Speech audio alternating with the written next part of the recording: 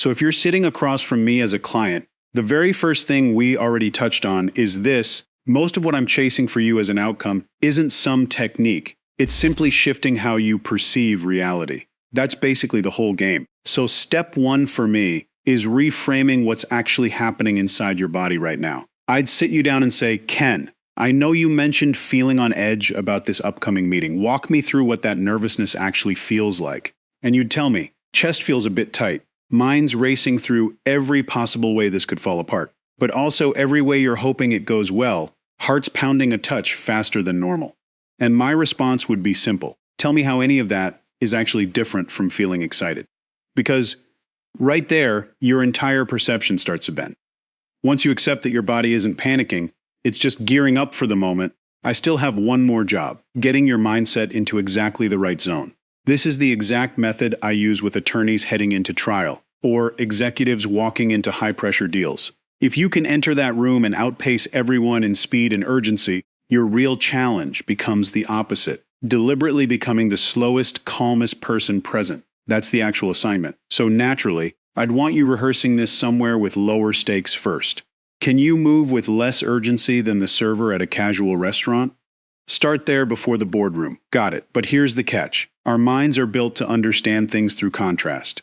As kids, we grasp light because dark exists as its opposite. We learn hot versus cold, one against the other. And here's the real issue I see in almost everyone I coach, especially powerful leaders. They interpret the world through rank and status, and that mindset is the single most damaging thing when it comes to persuasion, influence, or earning real authority in any room. So what I'm actually doing is retraining their brain to ask one question instead. Can I be calmer, slower than this person? That's the entire recalibration. And here's the deeper truth. If you genuinely stop viewing people through hierarchy, that means you treat the person serving your table exactly the way you'd treat the executives sitting across from you in a negotiation. Because whether we intend to or not, we are constantly generating emotional reactions in other people. All day, every day, it's happening regardless. So the real skill is learning to trigger the right feeling on purpose. And the quickest shortcut to that? Ask yourself, can my pace, my voice be slower than theirs? Can I physically move slower, which naturally recalibrates my own nervous system too? Picture this. You and I walk into a massive piano showroom. Rows and rows of grand pianos everywhere. I walk up to the one in the center and press down hard on middle C. That note sends a sound wave rippling through the entire room. Now if you go around touching the strings inside all the other pianos, lifting the lid, feeling along each string, every single one sits completely still, except the C string on every piano in that room. Same exact principle applies to tuning forks. Strike one, and only a fork tuned to that identical frequency will start humming in response, even from 100 yards away. This same phenomenon happens between people. Psychologists have a term for it: social resonance. So if I'm speaking from a place of insecurity, I'm essentially striking a note that resonates with the insecure part of you. That's why the very first lesson I give every client is this: wherever you're speaking from is exactly where you'll be speaking to. If I'm operating from scarcity or lack, that's precisely the frequency I'm broadcasting into the other person. So to manage that properly, I ask clients to try something tough. Start living off camera the same way you show up on camera. Bring that same version of yourself you want to project into the room, because the moment you walk through that door, we're right back to needing that same slow, grounded frequency. I want to give you total clarity here, because honestly, nobody ever breaks this down properly. If you're genuinely skilled at influence, what you're actually doing is constructing, like building walls. Picture two people starting a conversation in a wide open field.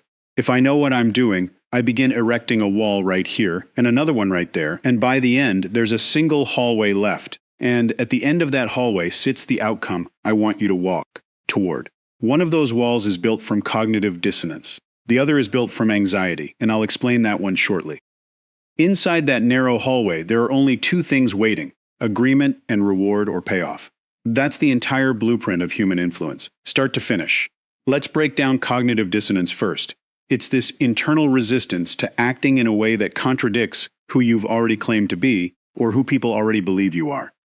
If everyone knows me as a certain type of person, I'm not going to suddenly flip and become someone completely different. That discomfort is cognitive dissonance. Now the anxiety wall, this one's far more powerful. It's rooted in our fear of being judged, which is arguably the single greatest fear humans carry. But underneath all of it, there are exactly 4 levers that let you influence anyone. And I mean anyone, whether it's a dolphin, a dog, or a human being. Same 4 levers every time. And together they spell out the word fate, because in a sense that's exactly what they are: focus, authority, tribe, emotion, listed in that exact order of priority. Without focus, authority means nothing. Without authority, you can't move a tribe, even one-on-one. You can imply a tribe through language. But without authority behind it, that implied tribe carries 0 weight. And without a tribe present, emotion can't take hold, because there's no space for someone to actually step into another person's perspective. There's no genuine empathy in that state. You're not tapping into a fear of loss or scarcity. That's where emotion actually lives. Anxiety kicks in the moment I'm not paying attention to something that could genuinely threaten my survival. Think about our ancestors walking down a trail and hearing a branch snap behind the bushes. In that instant, 100% of their attention snaps there, not to their children, not to the group. Everything narrows to that one point. That's focus. It's massive. So here's what I train my clients to do. Step 1 of any real influence is figuring out how to make someone's unconscious mind go, "Wait, I didn't see that coming." The second I break an expectation, I interrupt the mental script running in their head. And our brains operate almost entirely on scripts. This might honestly be one of the most useful things anyone listening could take away, especially if you run a business. These scripts run constantly, and they're incredibly common. Let me give you a live example right now. Your phone number probably isn't something you hand out freely. Same here, but even so, an unknown number pops up on my screen, and sometimes I'll answer within 2 seconds without even thinking. Now picture the last random call you picked up. "Hi, this is Jennifer calling from..." Instantly your brain fires off. Sales call, exit immediately. That urge to hang up kicks in automatically, even if it turned out to be someone telling you that you'd won a massive prize. The script says, "Get off this call now," and we obey it. So the instant I say something that activates a stored script in someone's head, they default to every past experience tied to that script. But if I say something that makes them think, that's not what I expected, there's no script available to fall back on. There was a telemarketing company I worked with roughly a year back. I told them, "I don't even need to touch your existing sales script. Just let me insert one single sentence at the very start, and I'll boost your numbers." That one sentence generated them $10 million in a single month. I'm free to share it since there's no confidentiality agreement involved. The line was something like, "Oh no, I'm so sorry. My dog just knocked coffee all over my laptop. Give me just 1 second." That's the whole thing. Nobody's ever heard a cold call open like that. So the listener's brain registers, "I don't know what's coming next. I need to pay closer attention." The instant the brain registers uncertainty, "I don't know what happens next," or "this isn't matching my expectations," we capture an enormous amount of attention. And as someone building influence or leading others, focus really is the foundation everything else sits on. When people talk about framing, they usually mean how someone interprets an interaction, not how they see the entire world, just this one specific moment. So a social frame is essentially what you're describing? Exactly. But ultimately, it's whoever defines what the interaction actually means that controls the frame.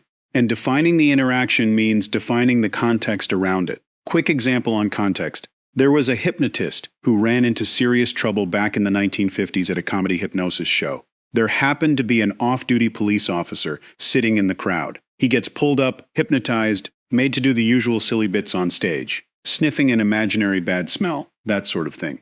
But then the hypnotist, unaware this man was actually a cop, told everyone on stage, "You're all police officers breaking up a party, and these people are attacking you right now." The officer pulled his concealed weapon and started firing into the crowd. Oh, wow. The second you shift someone's context, you can literally engineer human behavior. If I can alter the context enough, I can turn an ordinary person into someone capable of killing.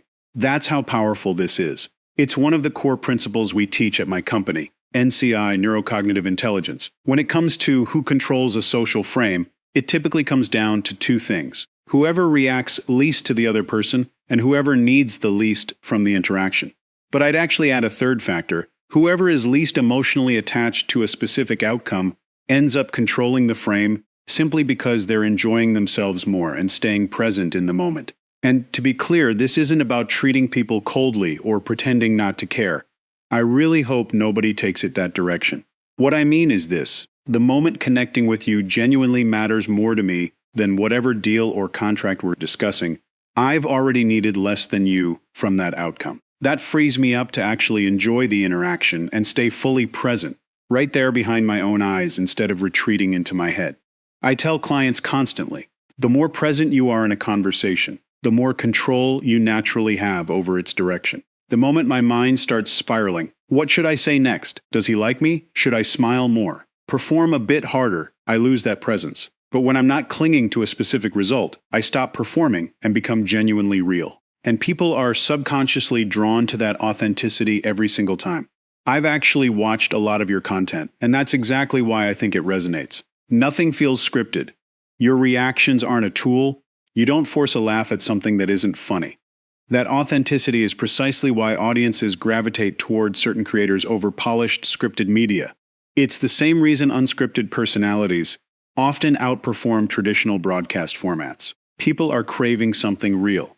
And the path to that authenticity starts with releasing your grip on the outcome, and no longer using your smile or your behavior as a manipulation tool to extract something from someone else.